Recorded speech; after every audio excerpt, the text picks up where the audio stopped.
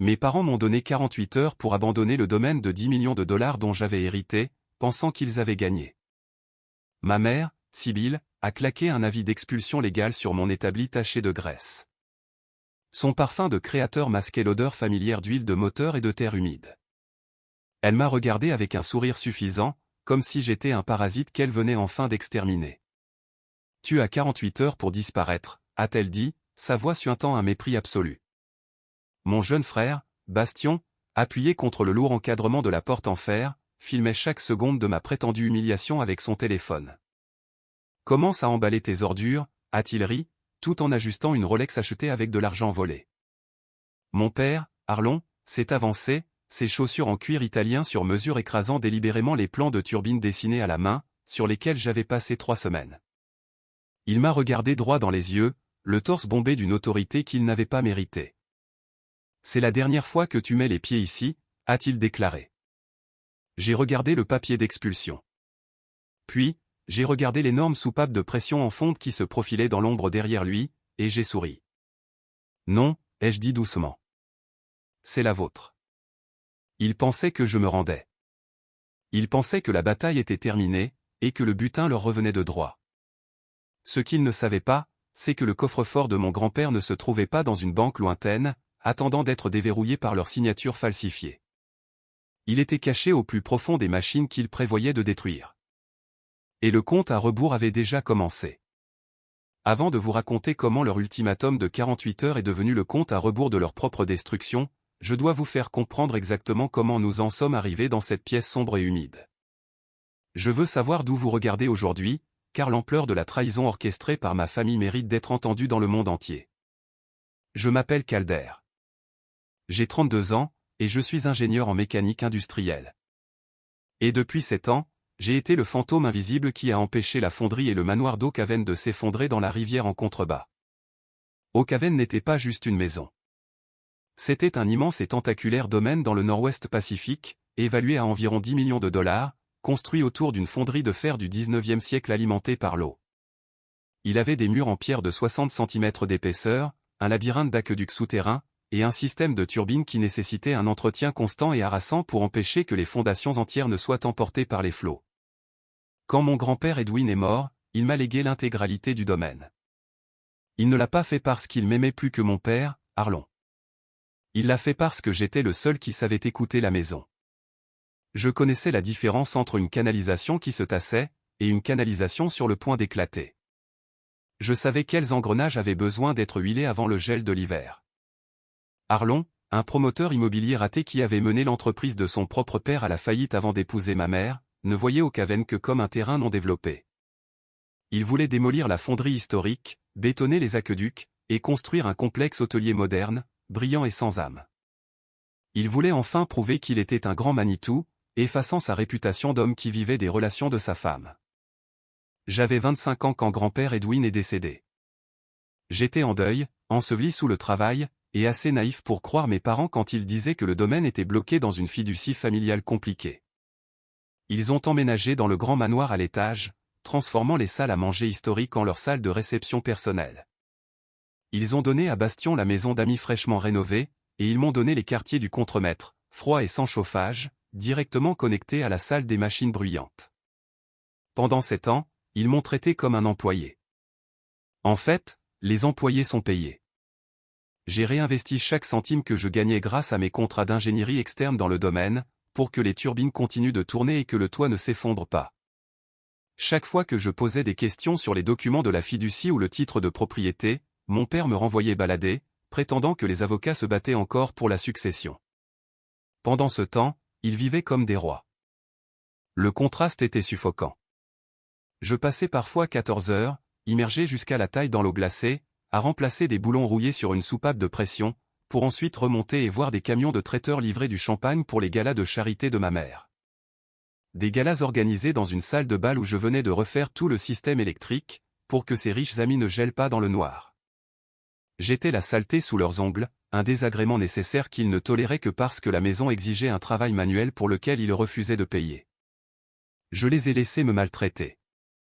J'ai gardé la tête basse, me concentrant sur le battement rythmique des vieilles roues à aubes, me convainquant que préserver l'héritage de mon grand-père valait ce manque de respect quotidien.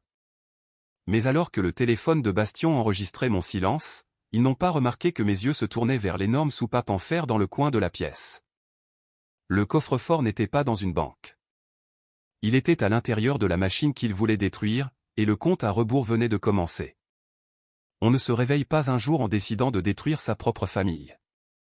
Ce genre de colère se construit lentement, brique par brique, mensonge par mensonge. En repensant aux 7 années que j'ai passées à Ocaven, ma vie était un musée de la douleur, rempli d'artefacts de leur exploitation incessante. La première pièce de ce musée était une carte postale de Monaco. Il y a 4 ans, le toit en ardoise au-dessus de l'aile ouest du manoir a commencé à céder. L'eau s'infiltrait directement dans la bibliothèque historique. J'ai passé des semaines à obtenir des devis, trouvant finalement un spécialiste qui pouvait restaurer l'ardoise pour 35 000 $. J'ai présenté la facture à mon père, expliquant que c'était une urgence. Arlon a regardé le papier, a soupiré lourdement, et a dit que la fiducie était complètement à sec. Il m'a dit que je devrais me débrouiller seul. Désespéré de sauver la bibliothèque, j'ai contracté un prêt personnel, acheté les matières premières, et passé 2 mois sur ce toit escarpé et dangereux, sous une pluie battante, faisant le travail moi-même. Une semaine après avoir terminé, une carte postale est arrivée par la poste. C'était de Sibylle et Arlon. Ils étaient sur un yacht de luxe à Monaco. Ils avaient pris le montant exact que j'avais demandé, l'avaient vidé du fonds d'urgence du domaine, et l'avaient dépensé pour des vacances pendant que je risquais ma vie sur de l'ardoise glissante.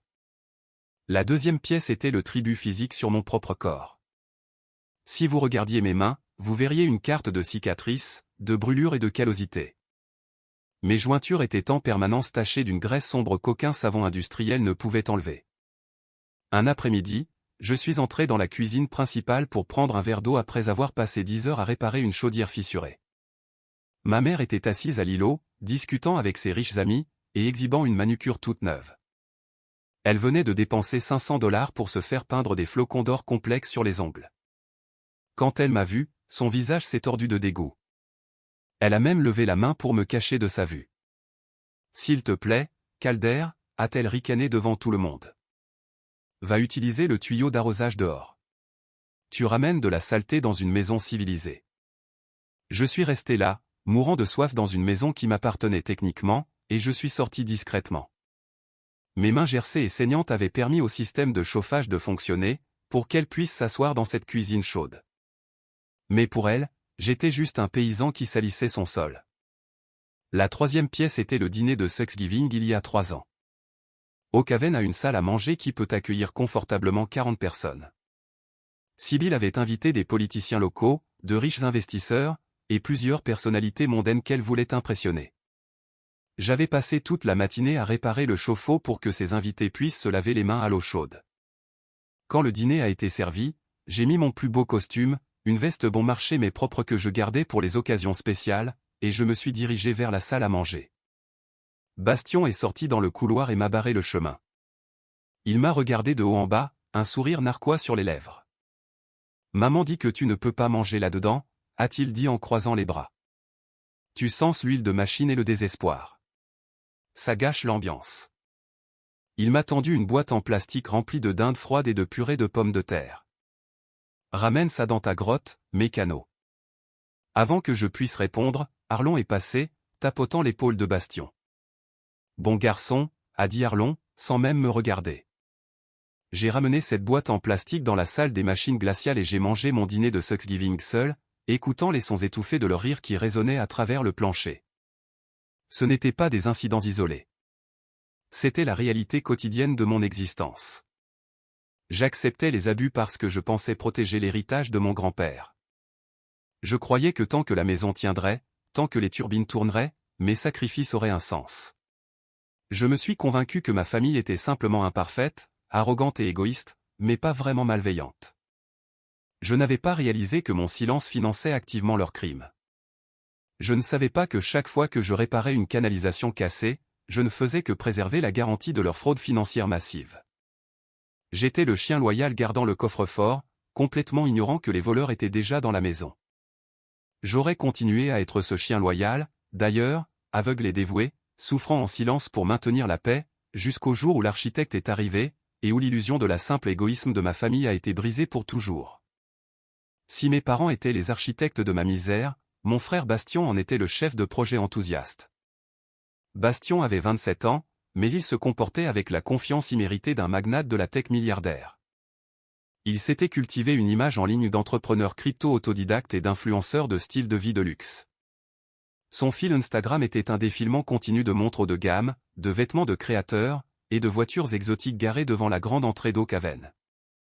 Il parlait du domaine comme de la demeure ancestrale de sa famille, omettant commodément le fait que notre mère s'y était mariée, et qu'il n'avait jamais levé le petit doigt pour entretenir une seule brique. La vie entière de Bastien était financée par la maison même qu'il prétendait posséder, et par le frère qu'il méprisait ouvertement. Une semaine avant l'avis d'expulsion, Bastien a organisé une énorme fête dans le grand hall du manoir. Il a invité 50 de ses amis les plus proches, une collection d'héritiers, d'influenceurs en herbe, et de gens qui ne se souciaient que de l'alcool cher et gratuit. J'étais en bas dans l'atelier, essayant de calibrer une soupape de pression sensible, quand le plafond a commencé à trembler. Le grand hall avait un parquet en chêne d'origine de 1870, sculpté à la main. Il était incroyablement fragile, nécessitant des soins spécialisés, et je les avais avertis à plusieurs reprises qu'il ne pouvait pas supporter de forts impacts. Je suis monté en courant et j'ai poussé les lourdes portes doubles. La salle était bondée. Bastien avait engagé un DJ et les gens sautaient partout, renversant des cocktails rouges vifs sur le bois ancien. Je me suis frayé un chemin à travers la foule, mes bottes de travail résonnant bruyamment contre le sol, mes vêtements couverts de suie. J'ai trouvé Bastien debout sur un canapé ancien en velours, une bouteille de champagne à la main, criant par-dessus la basse puissante. « Bastien » ai-je hurlé en attrapant sa cheville. « Tu dois arrêter ça. Les solives ne peuvent pas supporter ce genre de vibration. » Il a baissé les yeux vers moi, le visage rougi par l'alcool et l'arrogance. Il a sauté du canapé, atterrissant lourdement sur le bois, un acte de défi délibéré. La musique s'est tue, car le DJ avait remarqué la confrontation. La foule a formé un cercle autour de nous. « Regardez qui est sorti des égouts », a annoncé Bastien, sa voix résonnant dans le silence soudain. « Tout le monde, voici mon grand frère, le plombier réside. » La foule a ricané. Je les ai ignorés, gardant ma voix basse. « Bastien, je ne plaisante pas. Si une de ces solives casse, tout ce plancher va s'effondrer au sous-sol. » Bastien s'est approché, me piquant durement la poitrine. « Tu es toujours si dramatique, Calder.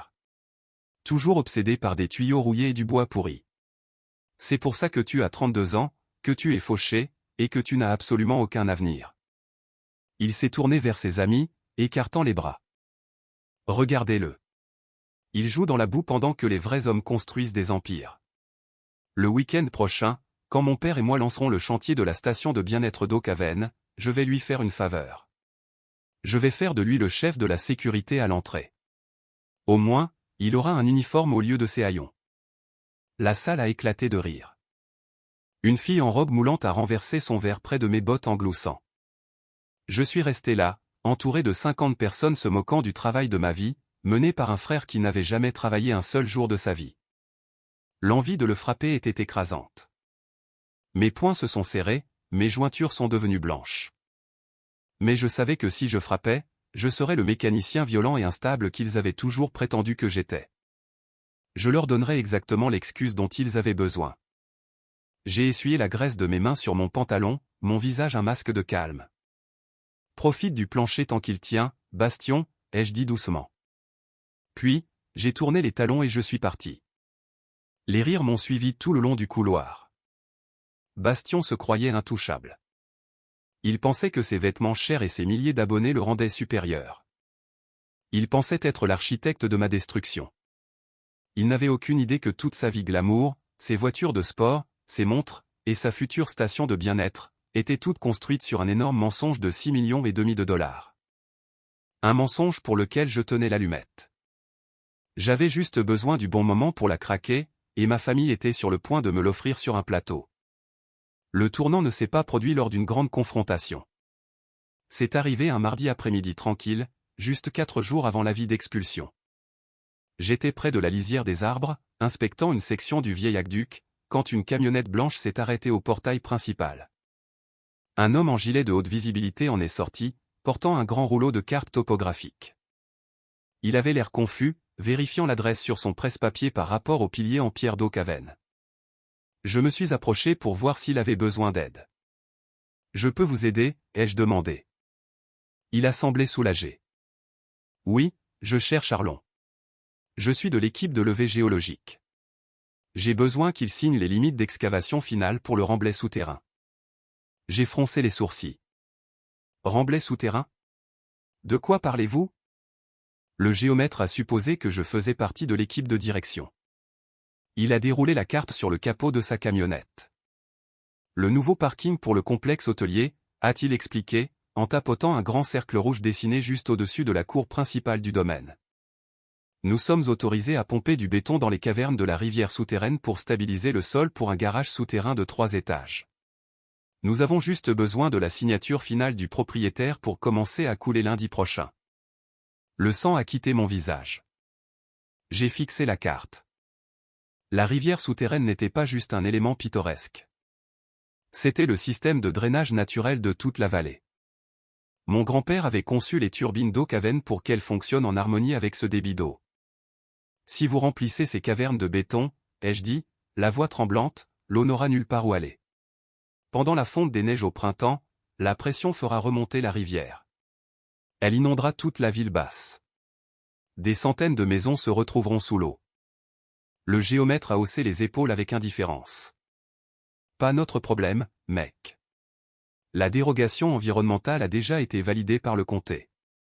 Arlon a dit qu'il avait des amis au comité d'urbanisme qui se sont occupés de la paperasse. J'ai juste besoin de la signature. Je n'ai pas attendu d'en entendre plus. J'ai attrapé la carte, ignorant les protestations du géomètre, et j'ai marché directement vers le manoir. Mes bottes martelaient les marches de pierre.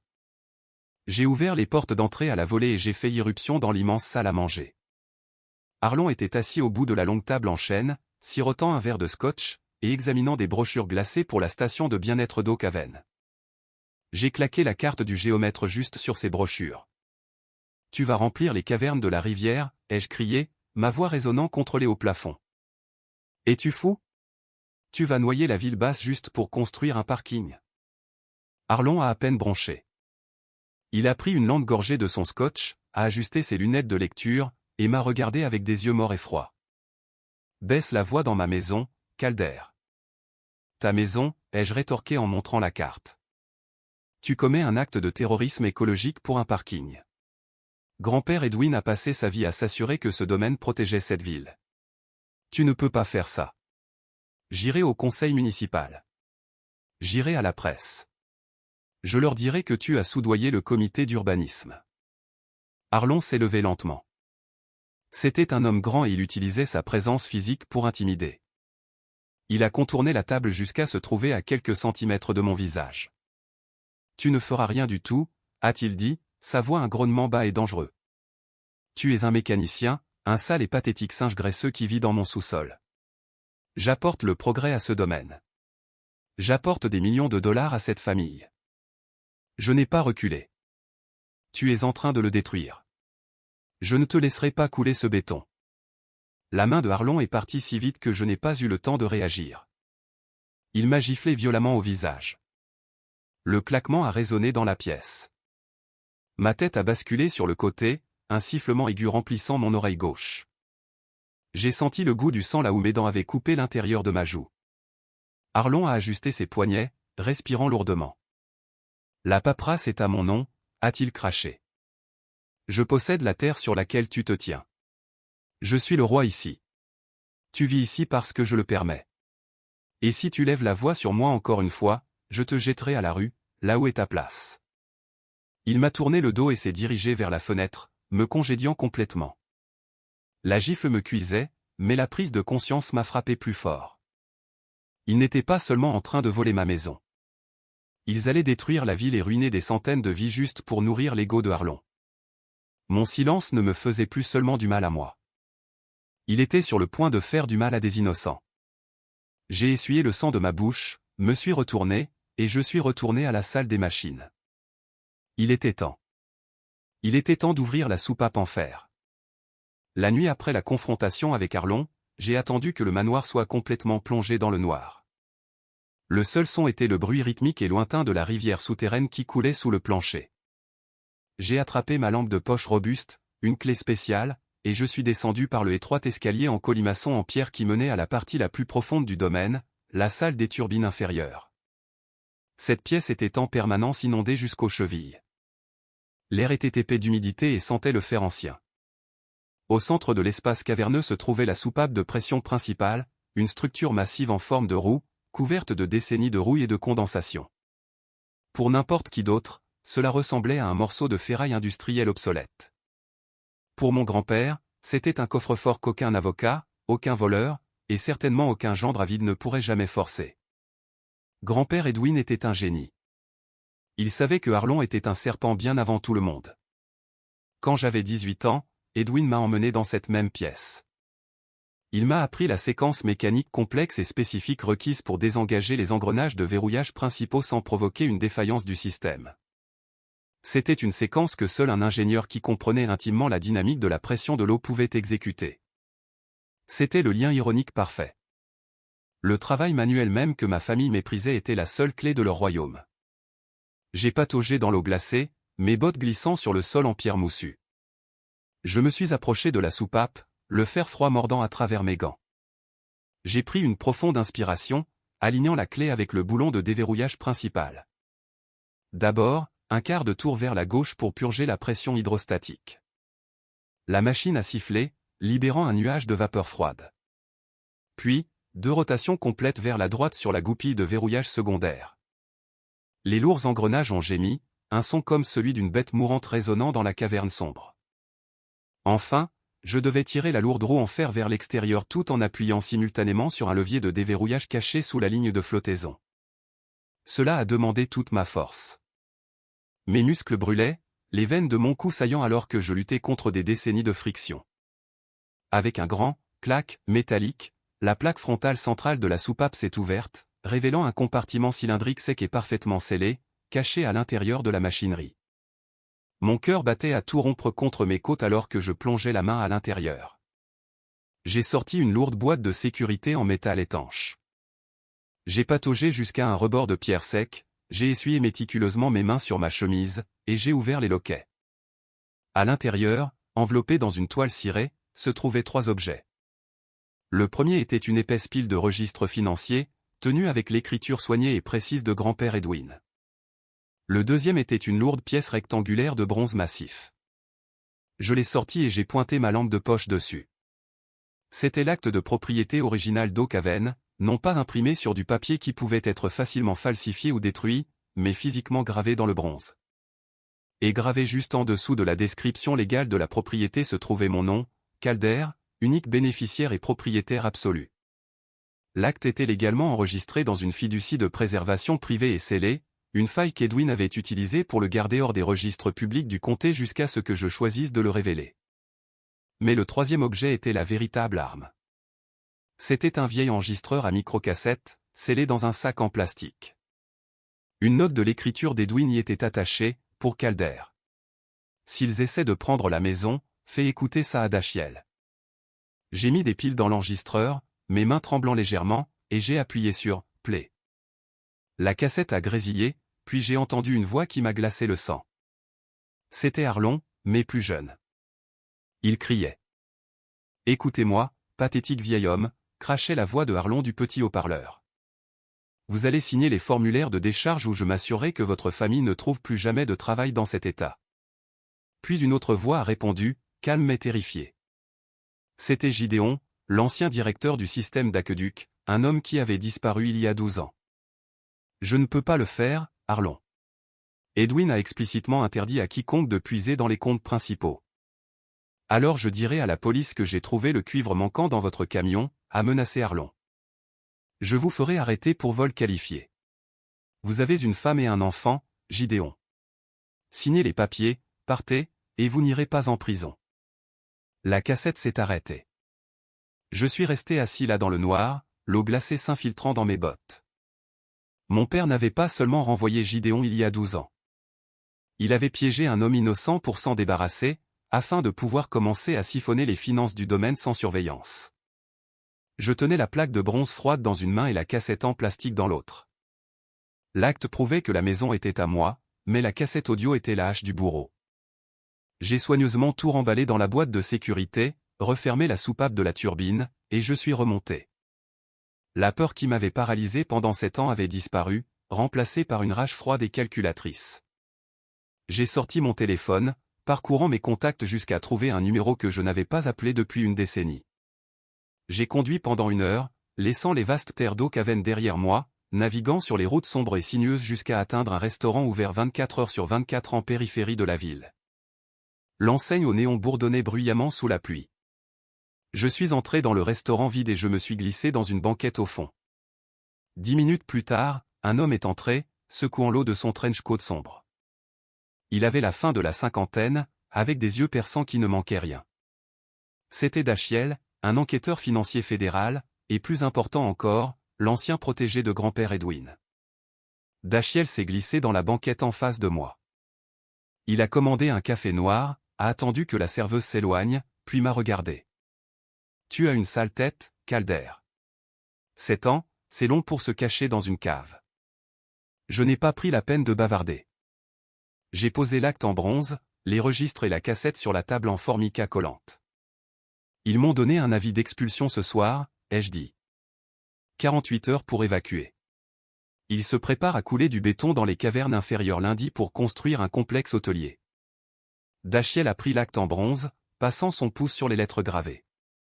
Edwin a toujours aimé les coups de théâtre, a-t-il murmuré. Il l'a reposé et a pris la cassette. Tu l'as écouté? J'ai hoché la tête. Arlon a piégé Gideon pour avoir accès au compte. L'expression de Dachiel s'est durcie. Il a sorti un épais dossier en manie de sa mallette et l'a placé à côté de mes preuves. Laisse-moi te montrer ce que ta famille a fait pendant que tu réparais leur plomberie. Il a ouvert le dossier, étalant des relevés bancaires et des demandes de prêt. Il y a 16 mois, Arlon et Sibyl ont contracté un énorme prêt de construction commerciale auprès de Northstar Capital. 6,5 millions de dollars. Ils ont utilisé Caven et les terres protégées environnantes comme garantie. J'ai fixé les chiffres. 6,5 millions de dollars. Comment ont-ils pu obtenir l'approbation de la banque sans l'acte original? Dachiel a tapoté un morceau de papier. Ils ont soumis un amendement à la fiducie transférant la propriété d'Edwin à Arlon. L'amendement a été signé et notarié. J'ai secoué la tête. Grand-père n'aurait jamais signé ça.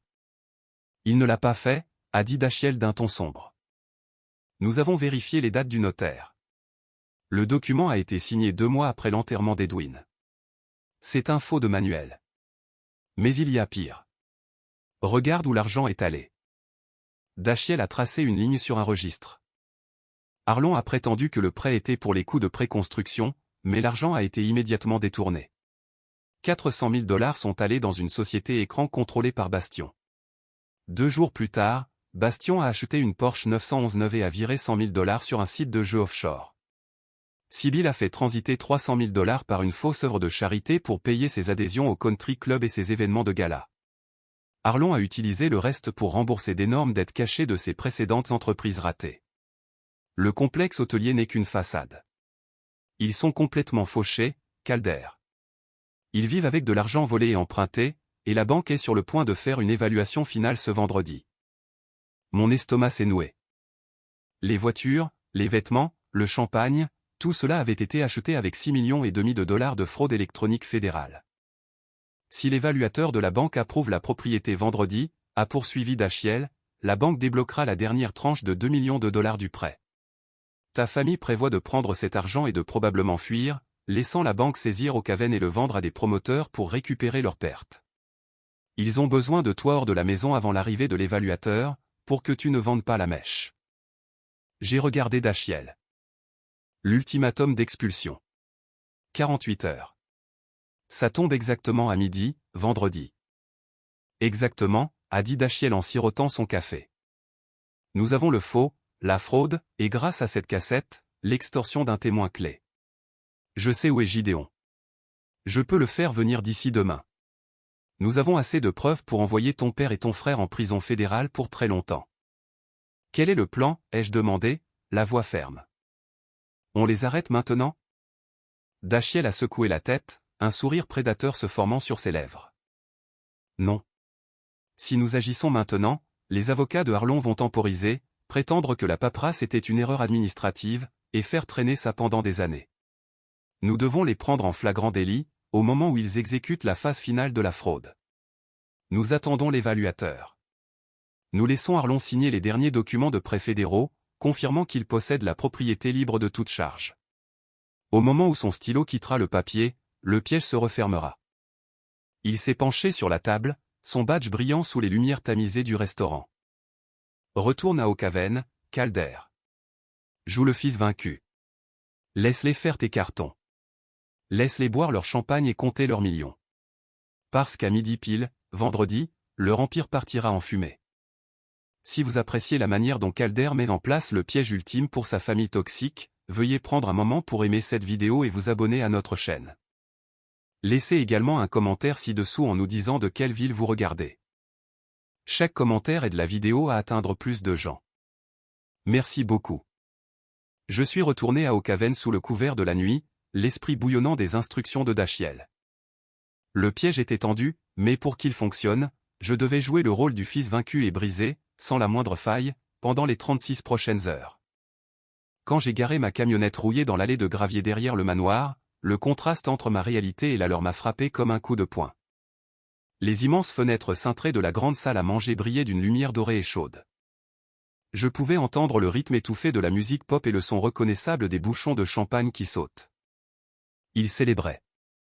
Ils trinquaient à une victoire de 6,5 millions de dollars, complètement inconscients que les fondations de leur empire étaient truffées d'explosifs fédéraux.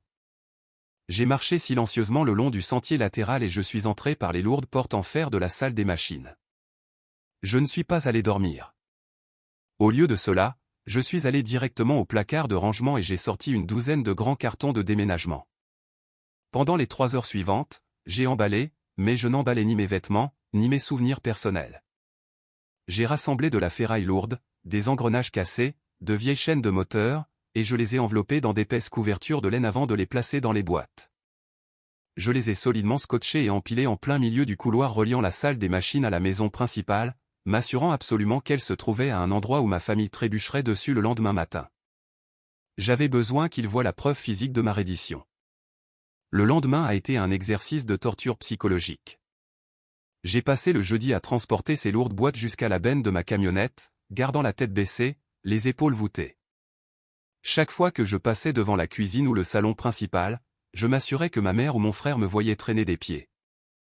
Bastion se tenait près de la machine à expresso, riant bruyamment au téléphone, racontant à quelqu'un à l'autre bout du fil qu'ils étaient enfin en train de se débarrasser du parasite de la cave. Je serrais les poignets de mes boîtes si fort que mes jointures sont devenues blanches. Mais je n'ai pas dit un mot. J'ai juste continué à marcher. Le jeudi soir, avec seulement 18 heures restantes sur leur compte à rebours fabriqué, la guerre psychologique a atteint son paroxysme. J'étais assis sur le bord de mon lit de camp étroit, fixant le mur en béton, quand la porte de mes quartiers s'est ouverte sans qu'on frappe. C'était Sibylle.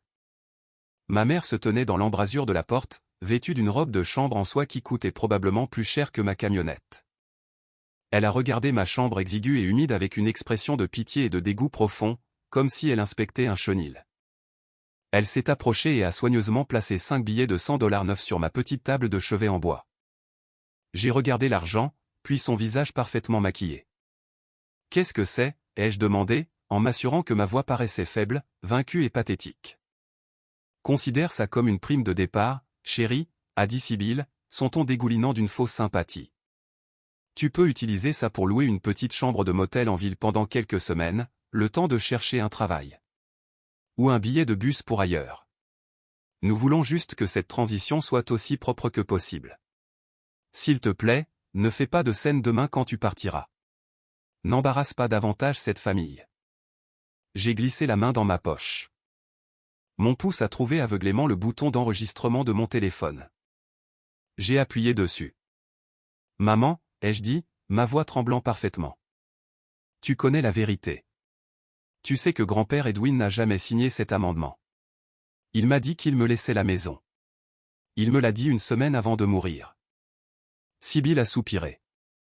Un son long et dramatique, comme si mon attachement à la vérité n'était qu'un inconvénient épuisant pour elle. Elle a tendu la main et m'a tapoté la joue, ses doigts froids sentant la lotion de luxe. Calder, tu as toujours vécu dans un monde fantastique avec ton grand-père. Les morts n'ont pas besoin de maison. Les morts n'ont pas besoin de domaine de 10 millions de dollars. Nous, si. Bastion a un avenir. Ton père a une vision. Qu'est-ce que ça peut faire de savoir quelle signature est sur le papier, tant que la propriété est enfin utilisée à bon escient? Prends juste les 5 cents dollars, Calder. Recommence ailleurs. Elle m'a adressé un dernier sourire condescendant, a tourné les talons et est sortie, fermant la lourde porte en bois derrière elle. Je suis resté assis dans le silence de ma chambre, fixant les 500 dollars sur la table de chevet. Elle pensait qu'elle venait d'acheter mon silence et ma dignité pour de la petite monnaie. Elle pensait se montrer magnanime. Elle n'avait absolument aucune idée que sa confession claire et indéniable, avant avoir participé sciemment à la falsification d'un document légal, était déjà en cours de cryptage et de téléversement direct sur un serveur fédéral sécurisé, surveillé par Dachiel.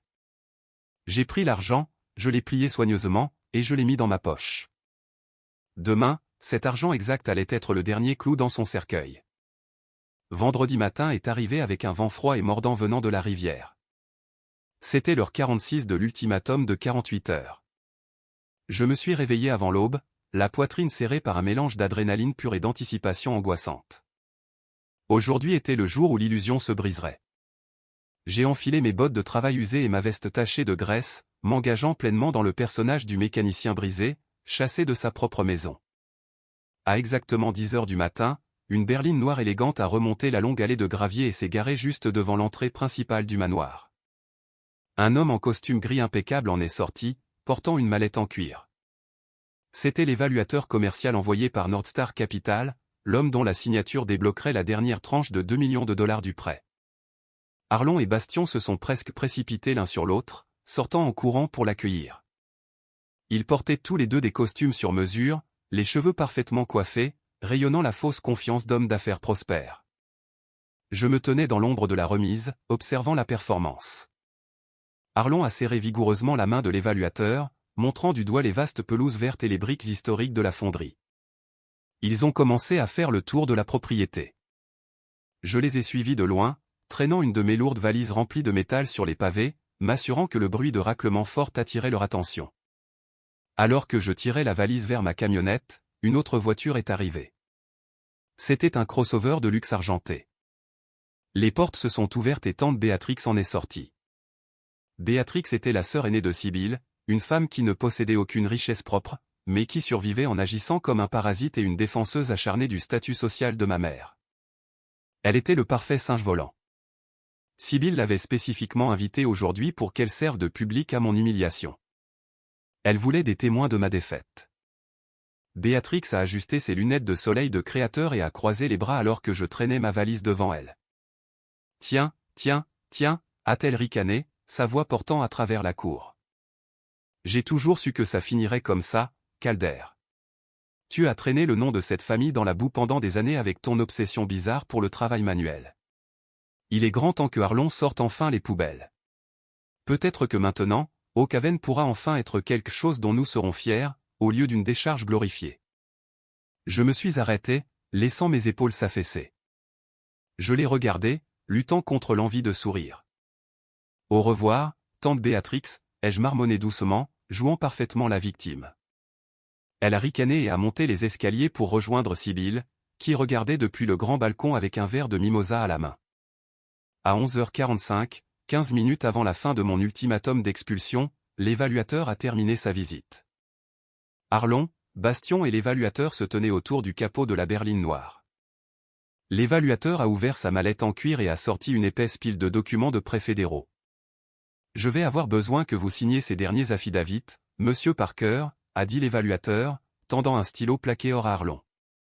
Ces documents confirment, sous peine de parjure fédérale et de fraude électronique, que vous êtes le seul propriétaire incontesté d'Oakhaven Ironworks et du manoir, qu'il n'y a pas d'autres bénéficiaires, et que le titre de propriété est libre de tout litige.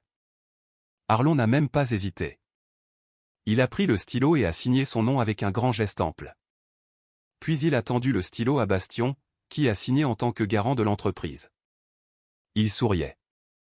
Ils étaient littéralement en train de signer leur propre condamnation à la prison fédérale, et ils le faisaient en souriant. L'évaluateur a vérifié les signatures, a hoché la tête, et a rangé les documents dans sa mallette.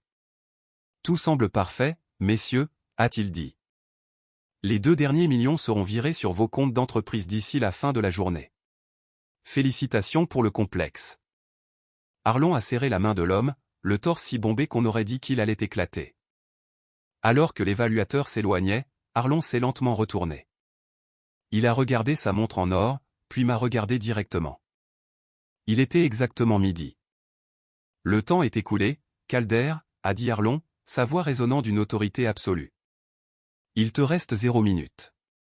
Monte dans ta carcasse rouillée et dégage de ma propriété avant que j'appelle le shérif pour te faire arrêter pour violation de propriété. Bastion a sorti son téléphone en riant, pointant la caméra droit sur mon visage. Fais-nous un signe pour les abonnés, mécano. Que tout le monde voit à quoi ressemble un perdant quand il se fait enfin jeter à la rue. Je me tenais près de la porte ouverte de ma camionnette. J'ai regardé Arlon. J'ai regardé Bastion. J'ai levé les yeux vers le balcon où Sibylle et Béatrix regardaient comme des reines assistant à une exécution. J'ai pris une profonde et lente inspiration, laissant l'air froid remplir mes poumons. Puis, j'ai lâché la lourde valise. Elle a heurté les pavés avec un bruit métallique et sourd. Je ne vais nulle part, ai-je dit, ma voix n'étant plus ni faible ni vaincue. Elle était forte, claire, et portait le poids de cette année de rage refoulée. J'ai levé la main et j'ai pointé du doigt la longue allée bordée d'arbres derrière eux. Mais eux, si. Arlon a froncé les sourcils, confus par mon changement de ton soudain. Il s'est retourné pour suivre mon doigt. Bastion a baissé son téléphone, le sourire arrogant vacillant sur son visage. Au bout de la longue allée de gravier, soulevant un énorme nuage de poussière grise, un convoi approchait. Ce n'était pas une seule voiture. C'étaient 3 énormes SUV fédéraux noirs, suivis de près par une voiture de shérif du comté. Les véhicules ont déferlé dans la cour principale, leurs pneus crissant bruyamment sur le gravier, et se sont garés brutalement, encerclant complètement la Porsche neuve de Bastion. Les portes du véhicule de tête se sont ouvertes et Dachiel en est sorti. Il ne portait plus le trench coat décontracté du restaurant. Il portait un coupe-vent fédéral tactique, un badge en or brillant bien en vue sur sa ceinture. Derrière lui, 4 agents fédéraux armés sont sortis, se déployant à travers la cour pour sécuriser le périmètre. Et du côté passager du second véhicule, une silhouette familière a émergé. C'était Gideon. Ses cheveux étaient gris maintenant, son visage ridé par l'âge, mais ses yeux brûlaient d'un feu qui avait attendu 12 ans pour être libéré. Le visage de Arlon est devenu complètement vide. Pendant une seconde, son cerveau n'a tout simplement pas pu traiter ce qu'il voyait. Puis, ses instincts arrogants ont pris le dessus. Il a fait un pas en avant, levant le menton. Qu'est-ce que cela signifie, a exigé Arlon, utilisant sa meilleure voix de dirigeant autoritaire. Officier, vous êtes en violation de propriété privée. Je veux que vous quittiez ce domaine immédiatement. Dachiel n'a pas ralenti. Il a marché droit sur Arlon, réduisant la distance jusqu'à ce qu'ils soient à quelques centimètres l'un de l'autre. Arlon Parker, a demandé Dachiel, sa voix froide et dure comme l'acier. Oui, je suis le propriétaire de ce domaine, a lâché Arlon. Et j'exige de savoir qui est responsable ici. Dachiel a sorti de sa veste une épaisse pile de documents légaux.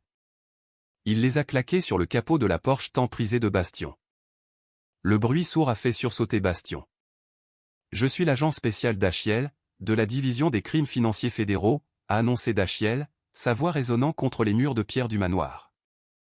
Et vous ne possédez pas une seule brique de ce domaine. Sibylle et tante Béatrix étaient descendues en courant du balcon et se tenaient maintenant figées sur les marches principales. Le visage de Sibylle était d'une blancheur de craie. Qu'est-ce qui se passe, Arlon, a-t-elle demandé, la voix tremblante. Dachiel l'a ignoré. Il a regardé Arlon et Bastion. Arlon Parker et Bastion Parker, vous êtes par la présente notifiés d'un gel immédiat de vos actifs fédéraux. Depuis 3 minutes, chaque compte bancaire, ligne de crédit, société écran et fonds offshore associés à vos noms, ou à la station de bien-être d'Oak Haven, ont été gelés par le gouvernement des États-Unis. Bastion a laissé échapper un rire nerveux et aigu. C'est de la folie. Vous ne pouvez pas faire ça. Nous venons d'obtenir un prêt. Mon père a le titre de propriété. Dachiel a tourné son regard perçant vers Bastion. Votre père a un morceau de papier falsifié. Il a ramassé la lourde plaque de bronze massive de la pile de documents et l'a brandie. Ceci est l'acte de fiducie de préservation original et juridiquement contraignant d'Oak-Haven Ironworks. Exécuté et scellé par Edwin Parker, nommant Calder Parker comme unique et absolu bénéficiaire. L'amendement que vous avez soumis à la banque a été signé 2 mois après qu'Edwin ait été légalement déclaré décédé. La mâchoire de Arlon est littéralement tombée. Il m'a regardé, les yeux écarquillés d'une soudaine et terrifiante prise de conscience. Tu savais, a-t-il murmuré. Je savais tout, ai-je dit, faisant un pas en avant, n'étant plus le mécanicien servile. Je savais pour les 6,5 millions. Je savais pour les 400 000 $ que tu as volés pour la Porsche, Bastion. Et je savais pour les menaces. Arlon a désespérément tenté de reprendre le contrôle. Son visage est devenu rouge foncé. C'est un mensonge, a-t-il crié à Dachiel. C'est un mécanicien instable. Il a fabriqué cette plaque de bronze. Vous n'avez aucune preuve de quoi que ce soit. C'est alors que Gideon s'est avancé. Il a dépassé les agents fédéraux et s'est tenu face à l'homme qui avait ruiné sa vie. Gideon a sorti de sa poche le vieil enregistreur à microcassette. Il a appuyé sur « Play », le tenant bien haut pour que le son porte à travers la cour silencieuse. L'enregistrement a grésillé et la voix plus jeune de Arlon a résonné dans l'air froid. Alors je dirai à la police que j'ai trouvé le cuivre manquant dans votre camion. Je vous ferai arrêter pour vol qualifié. Vous avez une femme et un enfant, Gideon. Signez les papiers, partez, et vous n'irez pas en prison. La cassette s'est arrêtée. Le silence qui a suivi était absolu. C'était si calme que je pouvais entendre le vent bruire dans les branches nues des chênes. Le visage de Arlon a pris la couleur de la cendre humide. Le titan de l'industrie, le roi du château, n'était soudain plus qu'un vieil homme terrifié et pathétique qui réalisait que les murs se refermaient sur lui. Il a regardé les agents fédéraux, l'acte en bronze, Gideon, et enfin moi. Il a ouvert la bouche pour parler, mais aucun mot n'est sorti.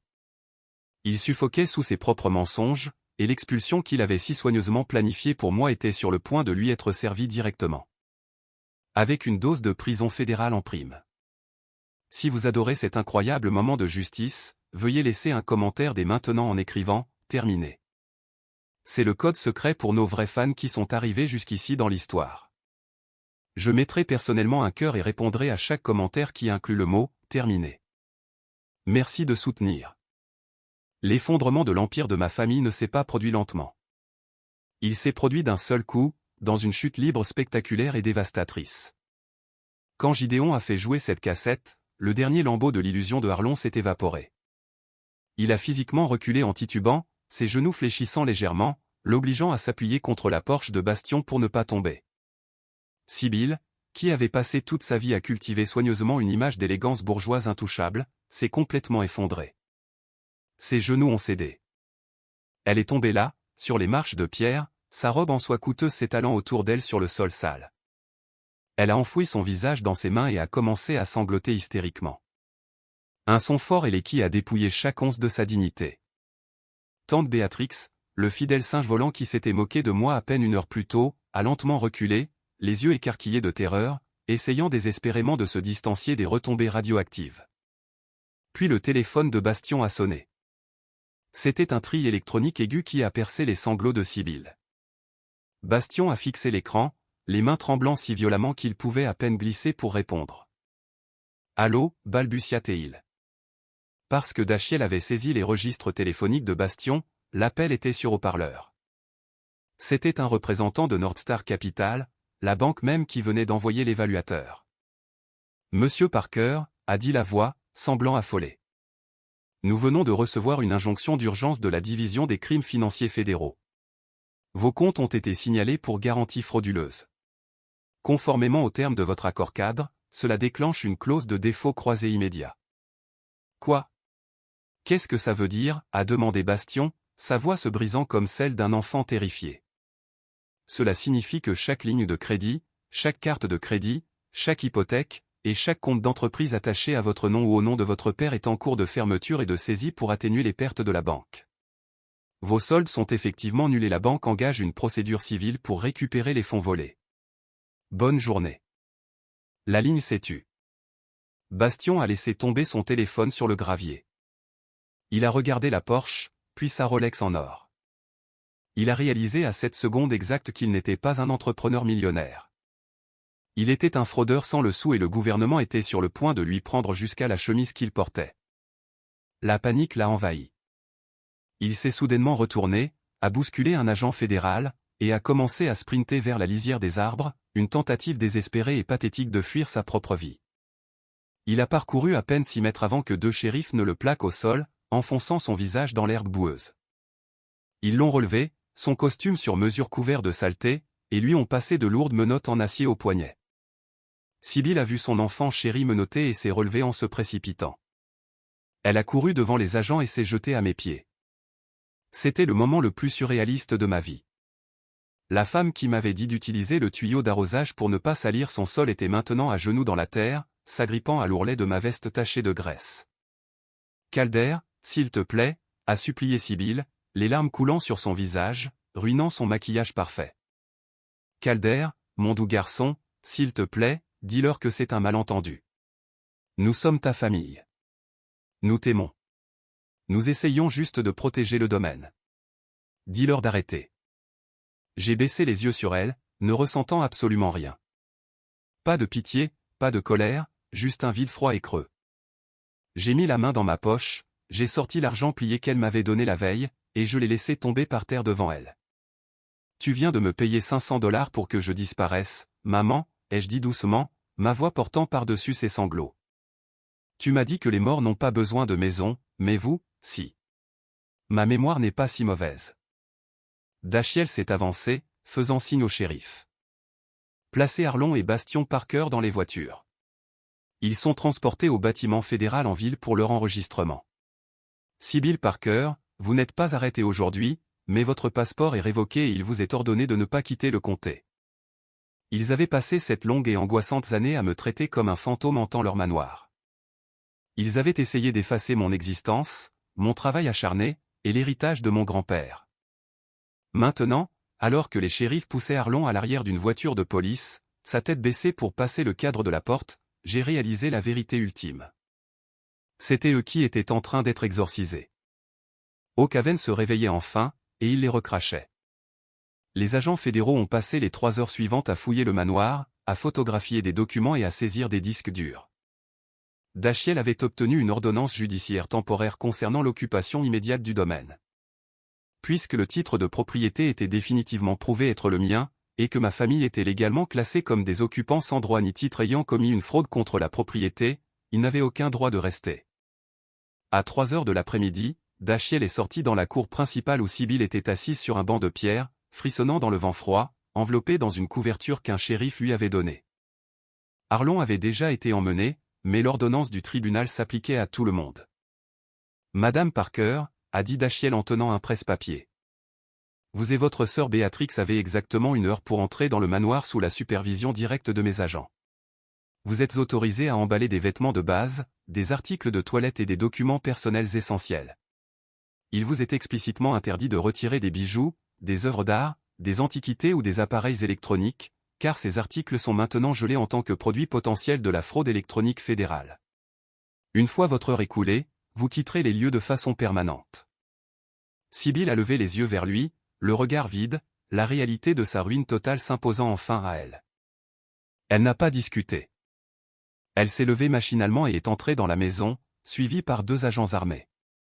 Tante Béatrix, qui s'était cachée dans sa voiture, a été forcée de faire de même. Je me tenais sur la plus haute marche de l'entrée principale, appuyé contre le lourd cadre de la porte en fer. C'était l'endroit exact où Arlon s'était tenu 2 jours plus tôt en me tendant l'avis d'expulsion. J'ai regardé ma mère, la femme qui organisait des galas pour l'élite, sortir par les portes d'entrée en portant 2 sacs poubelles en plastique noir remplis de pulls et de chaussures. Elle n'avait pas de bagages Louis Vuitton.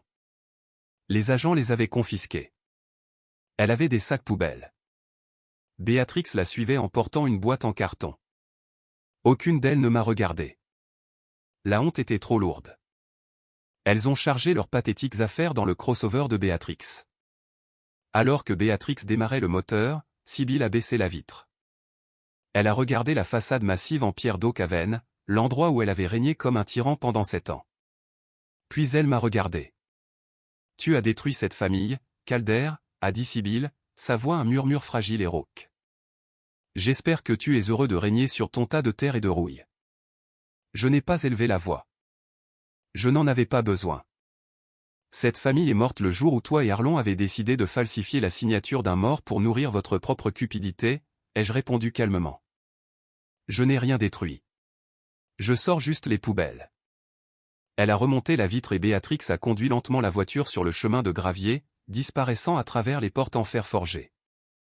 Les agents fédéraux ont fini de sceller les portes de l'Elay, m'ont remis une copie du rapport d'incident, et sont montés dans leur SUV.